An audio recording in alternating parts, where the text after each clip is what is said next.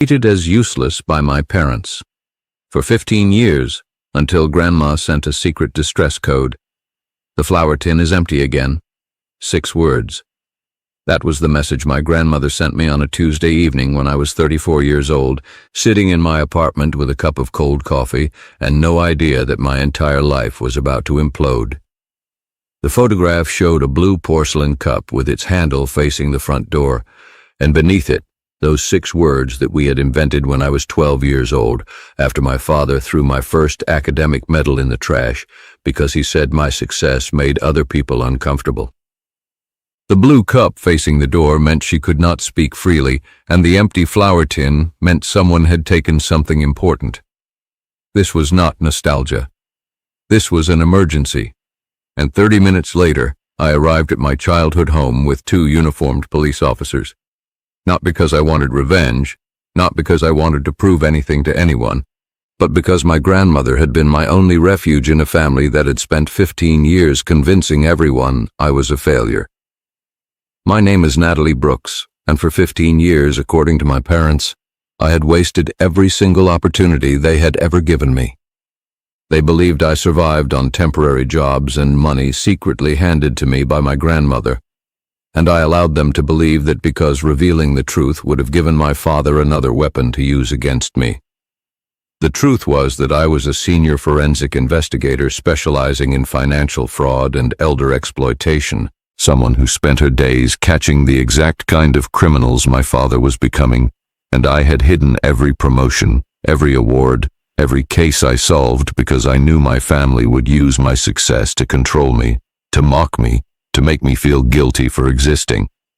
But here's the thing about secrets. They don't stay hidden forever. And the moment my grandmother sent me that photograph, I knew that my silence had become dangerous. When I was 12 years old, I had stood crying in my grandmother Judy's kitchen while my father Tom ordered me to throw away the medal I had earned for academic excellence because he said achievement was unattractive when it made other people feel small. My grandmother retrieved that medal from the trash, wrapped it in a blue ribbon, and hid it inside a flower tin, and she taught me something that day that I would carry with me for the rest of my life. Some people don't hate your weakness, she told me. They hate the proof that you were never weak. And then she taught me the code, the blue cup, the flower tin, the wrong dates in ledgers, the objects placed in unusual positions, because she knew even then that our family was not safe, and that someday I might need to recognize the signs. So when I received that message, 34 years old and fully aware of my father's capacity for cruelty, I did not hesitate. I requested an immediate welfare check.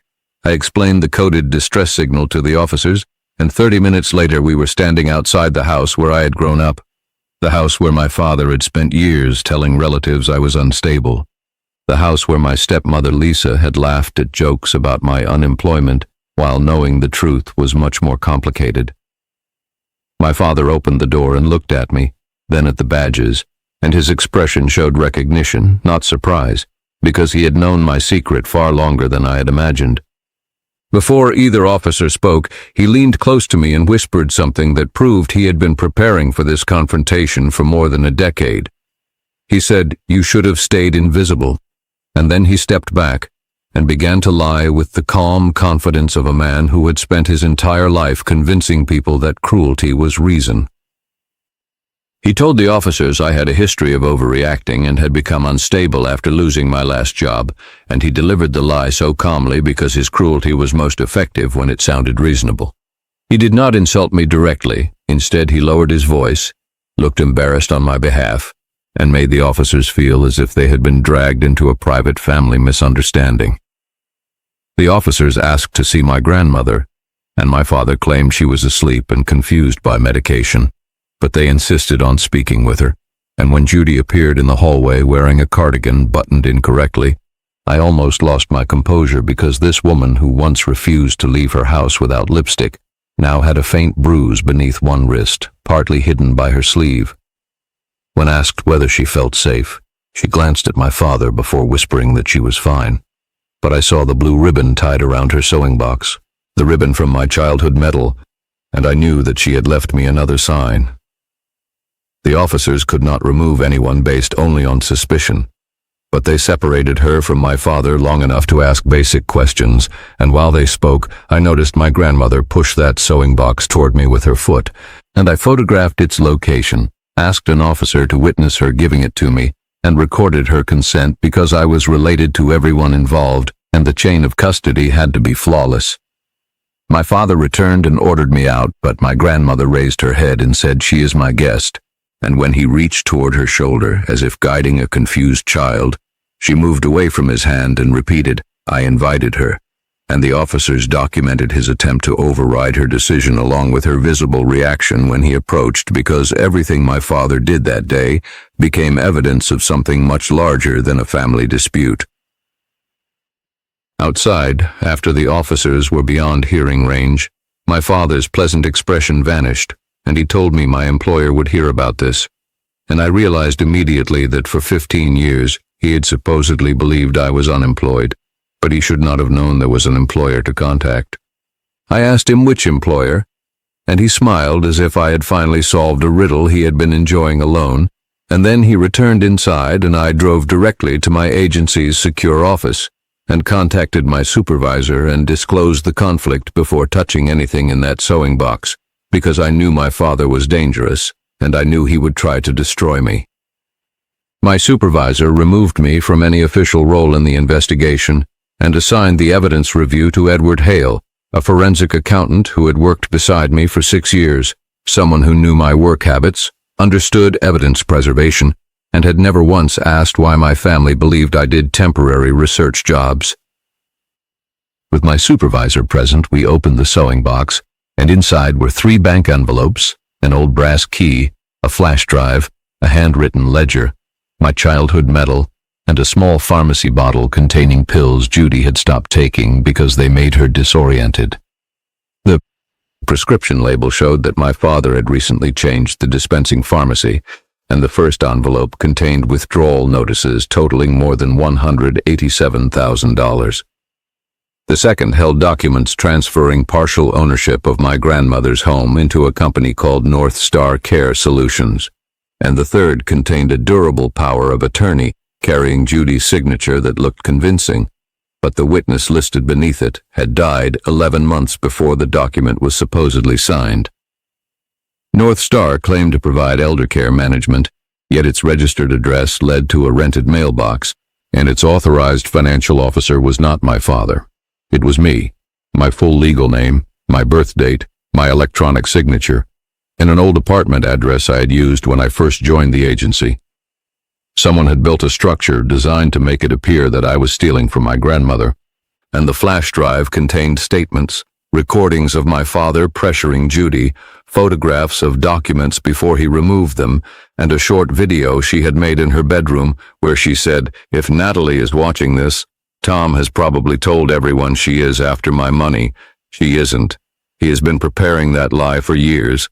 He keeps saying nobody will believe the failure over the successful son." The video ended when footsteps approached her bedroom, and Edward studied the records and told me my father had created a scapegoat before he moved the money, and he had spent years calling me irresponsible and desperate, so that if Judy ever accused him, he could claim her unemployed granddaughter had manipulated her.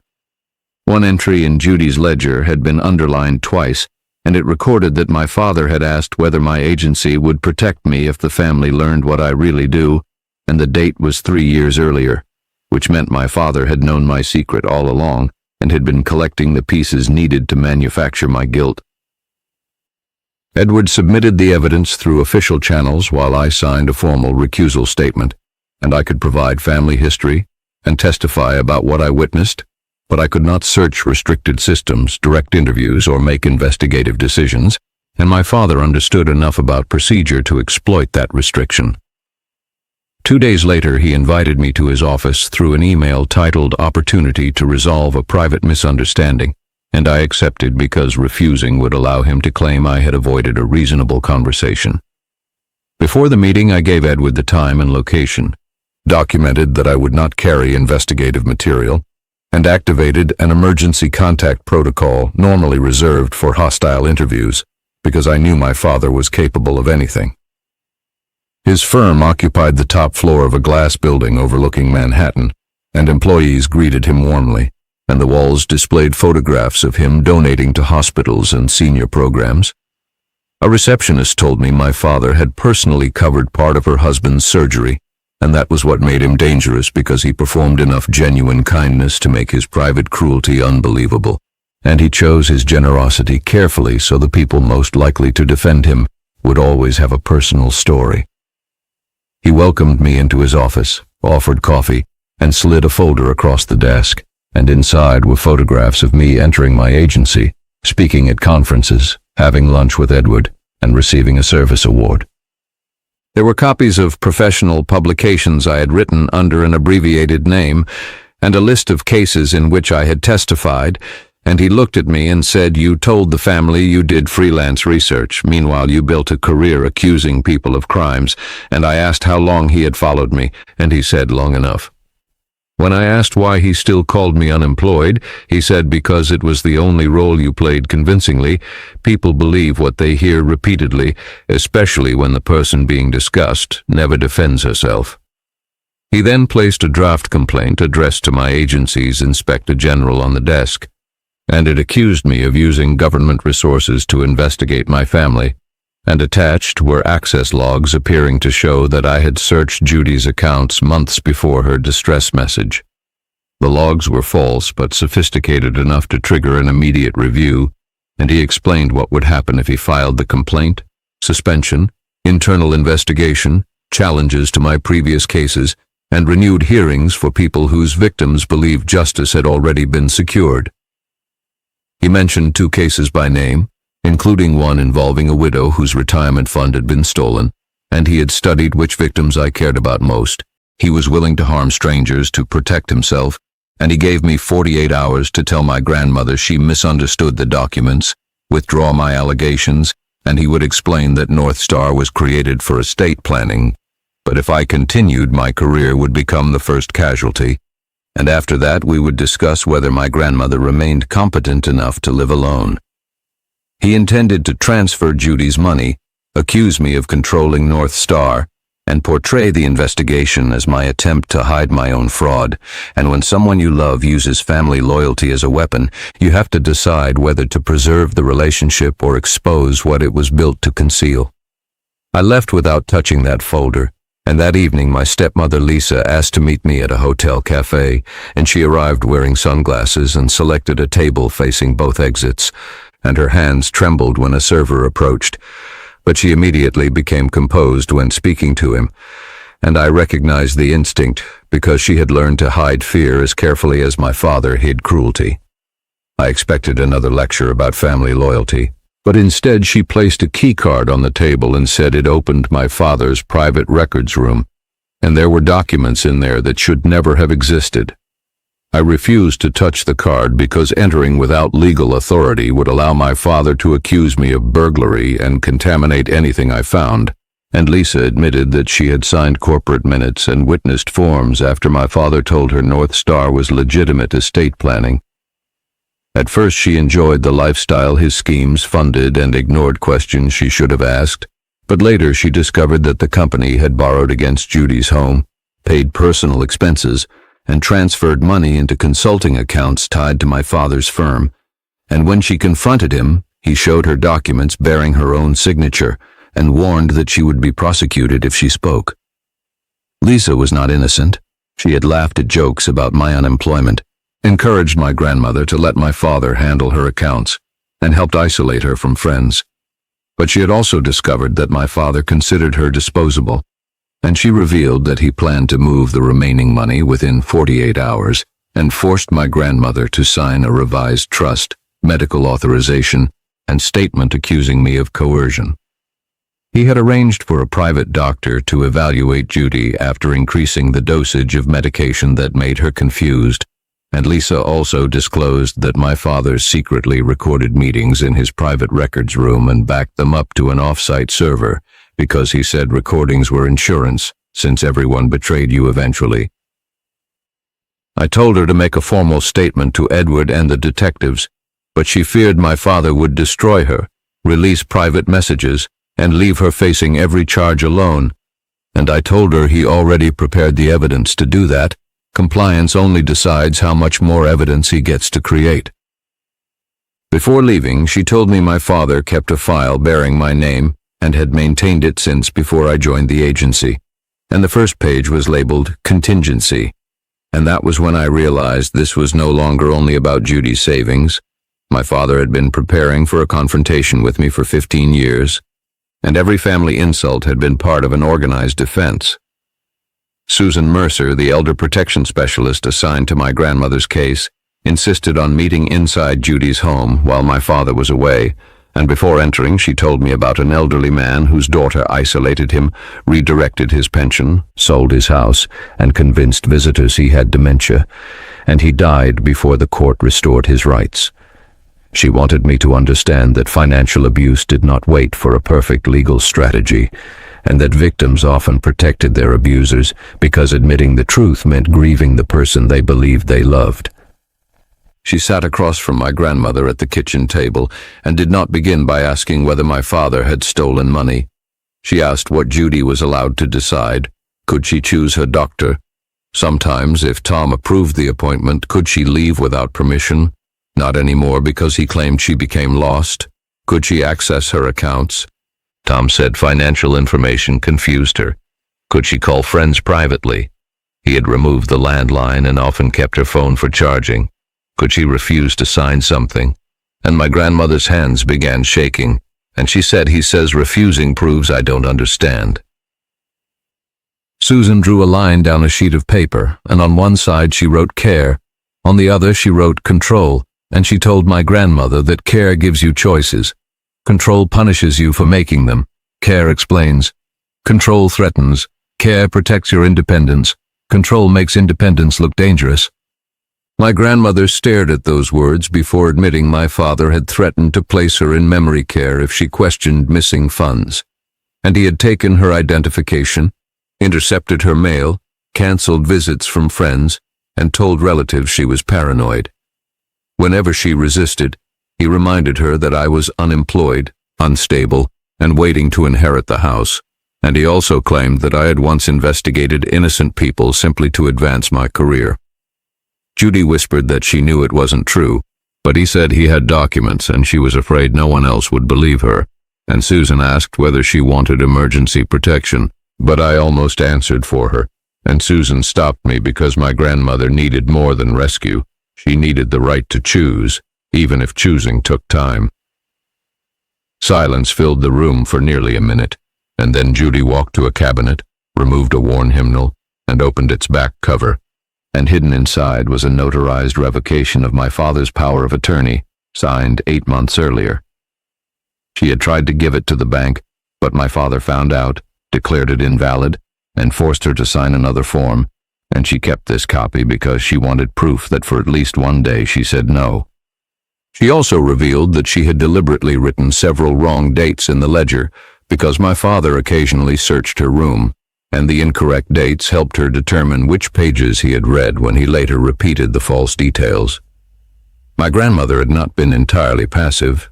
She had resisted in concealed ways while waiting for someone to recognize the signals, and Susan contacted Patricia Monroe, an elder law attorney, who prepared an emergency petition freezing disputed assets, suspending my father's authority, preventing him from changing Judy's residence, and blocking unauthorized changes to her medication or medical records. Edward and the detectives used Lisa's statement to obtain preservation orders for North Star's accounts, my father's office records, the doctor's communications, and the off-site server, but my father sensed movement and began calling relatives, telling them I had manipulated Judy for an inheritance. Cousins I had not heard from in years sent accusations, and one claimed my father had shown him proof that Judy paid my rent, and another said Judy had always worried about my inability to keep a job. My grandmother listened while I read several aloud, then took my phone and blocked the numbers herself, and she said I spent too many years keeping peace for people who never protected either of us. I don't want peace if peace means helping him lie. She then called her oldest friend and told her the truth without asking my father's permission, and her voice shook throughout the conversation, but she did not stop. The emergency order was granted the following morning, and my father lost access to Judy's accounts, could not enter her home without permission, and was prohibited from arranging medical evaluations without independent oversight, and North Star's assets were temporarily frozen. For the first time, he had lost control of the money, the house, and the medical narrative, and his next target was my name. He filed the complaint, and the Inspector General received documents accusing me of unauthorized searches, identity theft, evidence tampering, and financial manipulation of a vulnerable relative. A business blog published an article claiming an unnamed government investigator had created a shell company connected to elder fraud, and it contained enough detail for my colleagues to recognize me, and within hours the story had been copied by several smaller websites. By noon I had surrendered my badge, laptop, case files, and credentials pending review, and my supervisor did not accuse me, but policy required my removal until the access logs and company records were verified. My father had turned my secrecy into evidence against me, and a promotion interview was canceled. An attorney connected to one of my former investigations requested my disciplinary records, and 2 defense teams filed motions questioning whether I had fabricated evidence in unrelated cases. My landlord received a letter warning that federal agents might search my apartment, and someone sent anonymous messages to my neighbors claiming I targeted elderly people for money. For several hours I considered giving my father what he wanted, not because I believed him, but because innocent victims from my old cases might be dragged through new hearings. And my grandmother heard the hesitation in my voice and asked whether he had hurt my work, and I admitted that he had, and she told me to stop for her, but I told her I could not, because if I stop now, he gets to decide what my career meant. He gets to say I protected strangers because I was preparing to rob you. Every victim I helped will become part of his lie. She was quiet before saying, "Then we finish it together." Edward later told me the forged access logs contained a mistake. They listed a server format our agency had stopped using 2 years before the alleged searches, and the files also contained hidden metadata linking them to my father's firm. One had been created on his office computer, while another had been edited through Lisa's credentials after midnight on a day she claimed to have been out of town.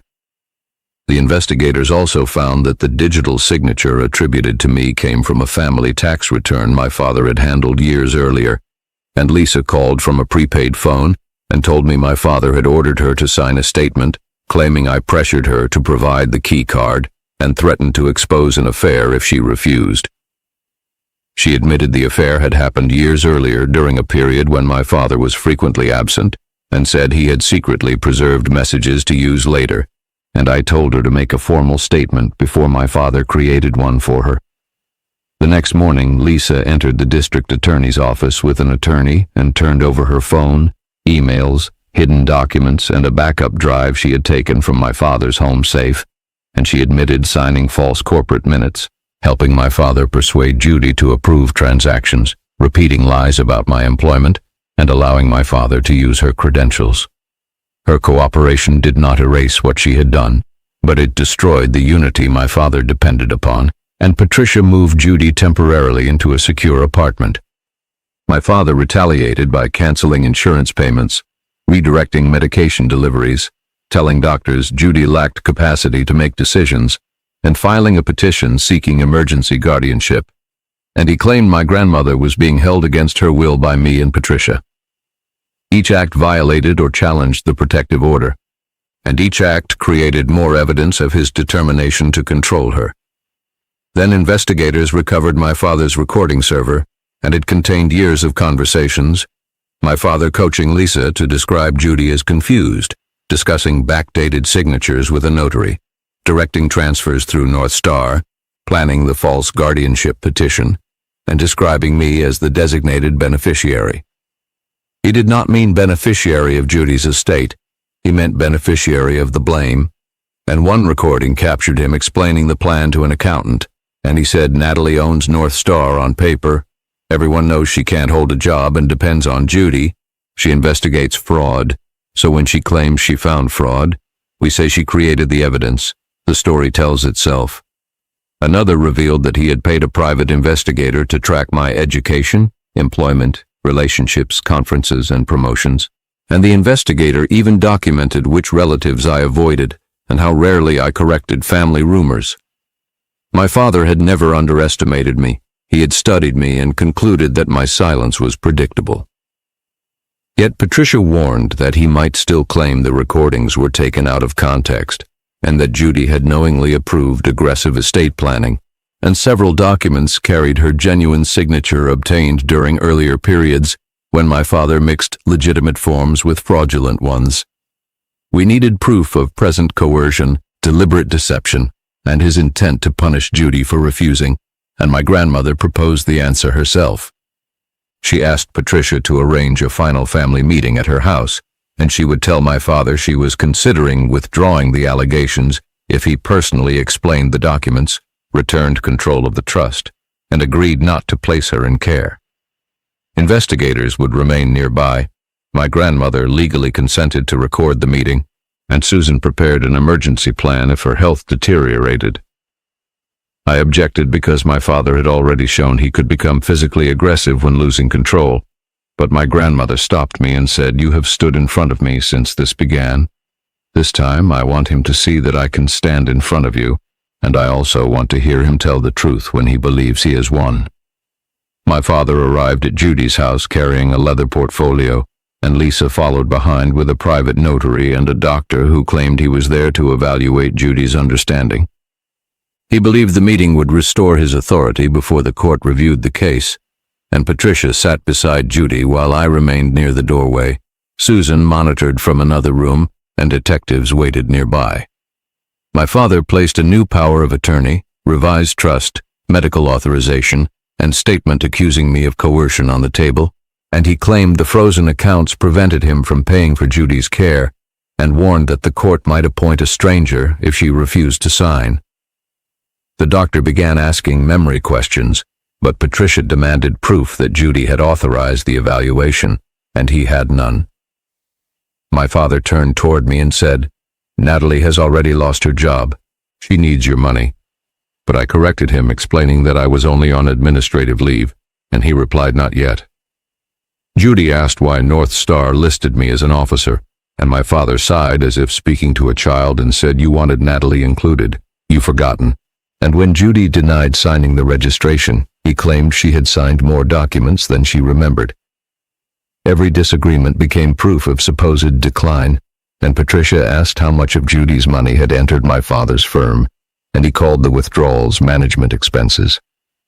My grandmother opened her ledger and said 187,000 withdrawn, 312,000 borrowed against my house, 68,000 transferred to a consulting account, 41,000 paid to your employee's company. Is that close? My father's composure slipped, and Judy placed the brass key on the table and explained that it opened a bank compartment containing the original deed, her previous trust, checks my father claimed were destroyed, letters from his accountant, and a note listing relatives he planned to tell that I was financially irresponsible. He had searched her bedroom but never the bank because he believed fear had made her helpless, and my grandmother then produced a college savings statement showing that $96,000 intended for my education had been transferred into my father's firm 15 years earlier, and he had later told relatives I dropped out because I lacked discipline. Judy had secretly paid my tuition from her savings and called it a scholarship, and she said you took her future, then mocked her for surviving without it. My father insisted he had invested the money for the family, and Judy answered that it had never belonged to him, and when I succeeded anyway, he created North Star in my name to steal from her and frame me. My father accused Patricia of manipulation and demanded that the notary begin the signing, but the notary refused, saying Judy was being pressured, and my father's charm vanished. Judy asked whether he would place her in a facility if she resisted, and my father leaned across the table and said, "You will sign, or I will have you declared incompetent. Natalie will be prosecuted, Lisa will lose everything, and you will end up in memory care where strangers control your life." My grandmother reached beneath her cardigan and revealed a recorder, and she said, "I wanted you to explain the threat clearly." My father froze, and Patricia informed him that Judy had consented to the recording and that investigators had warrants connected to North Star.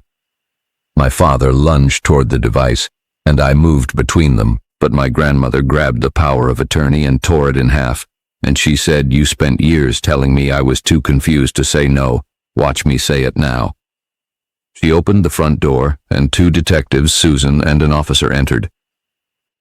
My father claimed his confused mother had been manipulated by an unstable daughter and an ambitious attorney, but a detective informed him they had recovered his recordings, transfers, forged signatures, false complaint files, and instructions directing the doctor to describe Judy as impaired before examining her. My father ordered Lisa to say the meeting had been voluntary, but instead she stepped beside Patricia and said he believed Judy would sign because he threatened all of us separately. My father turned toward me and said, "I built your reputation inside this family. They believed me because you never fought back." And I answered that I stayed silent because I thought it kept me safe, and he mistook silence for surrender. The detectives arrested him for violating the protective order, coercing a vulnerable adult, witness intimidation, and interfering with an investigation. And as the officer secured his wrists, my father looked at my grandmother and said, "You're choosing her over your own son." And Judy stepped forward and said, "I am choosing the truth over the son I kept inventing excuses for." After he was led away, my grandmother stared at the torn documents and said, "I thought I would feel like I lost my son." And I asked what she felt instead, and she said grief and relief, like I finally stopped losing myself to keep him. The investigation uncovered 4 shell companies, forged authorizations, false contracts, backdated medical documents, and more than $740,000 taken or borrowed against Judy's assets. And investigators also found money diverted from elderly clients who trusted my father's firm with retirement and care funds. Several victims had been pushed away from their children after my father described those children as greedy or unstable, and North Star was the scheme he considered safest because he had already created a believable scapegoat.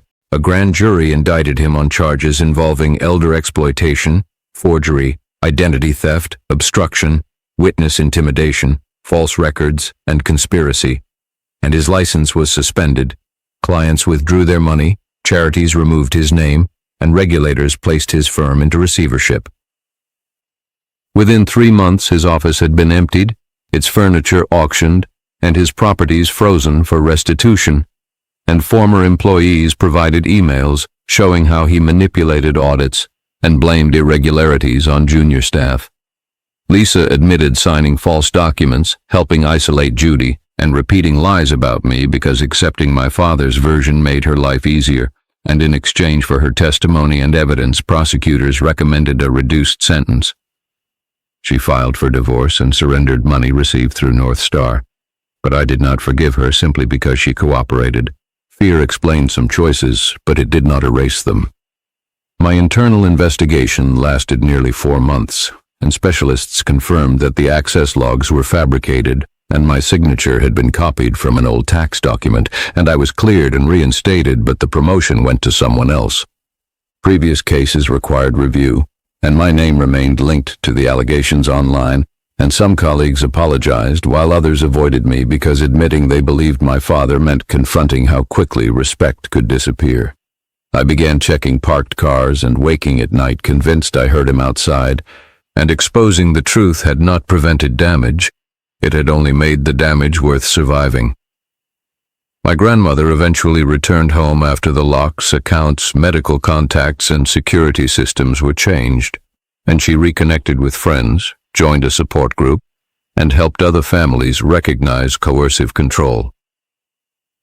Some days she still defended my father out of habit, and other days she blamed herself for not stopping him earlier. But Patricia reminded her that manipulation works by making victims feel responsible for the abuser's decisions. One afternoon, my grandmother asked me to accompany her to the bank.